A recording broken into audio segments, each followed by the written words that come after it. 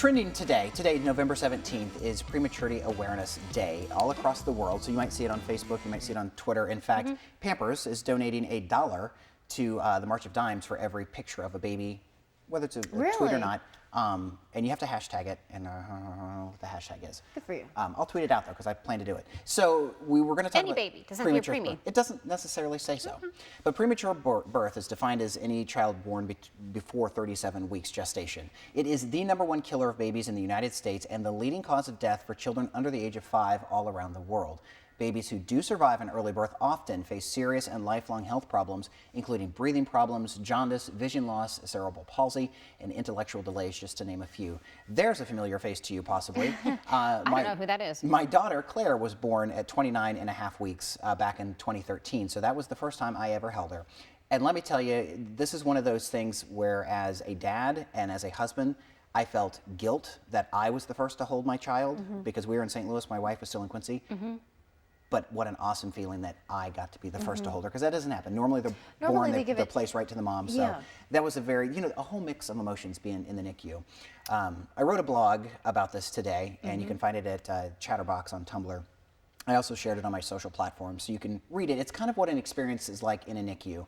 I'd heard of a neonatal intensive care unit. But you'd never even been, But I didn't know what it was. It's where the sickest babies go, and I'm often, now 3.5 years removed from my experience there, I'm often the first to say, Claire had a walk in the park for her NICU stay, but I don't encourage you to visit that park.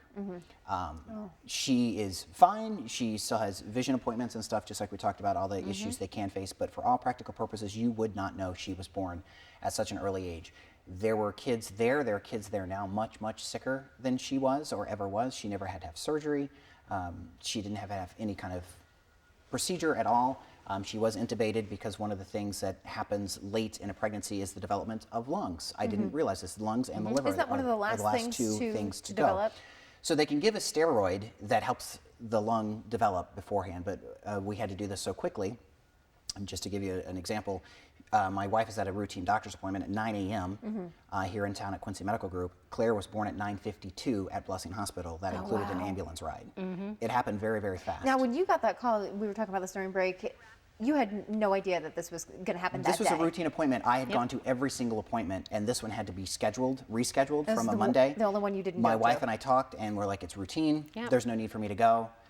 9:08, I get a 13-second call from my wife that says, there's a problem. Can you come down here? Oh, no. So I went, and she was delivered. And like I said, everything was fine. But today is a day they ask you to wear purple to show awareness for premature birth and funding for the March of Dimes. So I ask you to do that. And I also did a little research because there's a lot of awareness months that happen. And purple is also popular, and I wrote them out. Homelessness, Epilepsy Awareness Month is also purple. So it's actually a lot of purple. Alzheimer's is purple. So you can wear purple today to support a lot of different things. And if people ask when you wear colors, regardless if it's premature birth or Alzheimer's, tell them. That's what gets the word out. This is why I'm wearing purple. This is why I wear white for Adoption Month, which is another month that's close to my heart. But that's what the whole awareness campaigns are all about. And that's why we're wearing purple. You know, you and your Well, wife, thank you you and very your wife much. Erica went through a lot, so hearts go out to you and anybody else dealing with that as well too. Glad Claire Bear is happy and healthy. Very spunky.